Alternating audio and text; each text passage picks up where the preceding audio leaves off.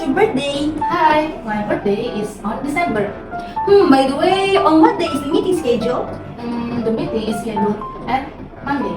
I'm sorry, I have to go. When will we meet again? We'll meet again in 5 o'clock tomorrow. Okay, bye. See you. Bye!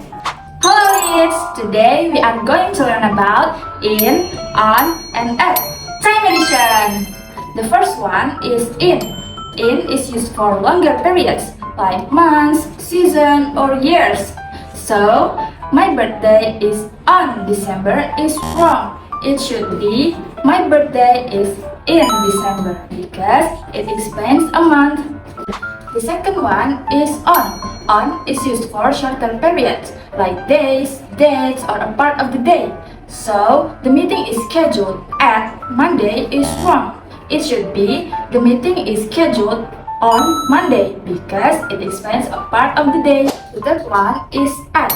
At is used for specific times like meal times, holidays, or hours. So, we'll meet in 5 o'clock is wrong. It should be we'll meet at 5 o'clock because it's past 5 and exact time. Now you know how to use in, on, and at. Time edition. Don't use them wrong again. Bye. See you.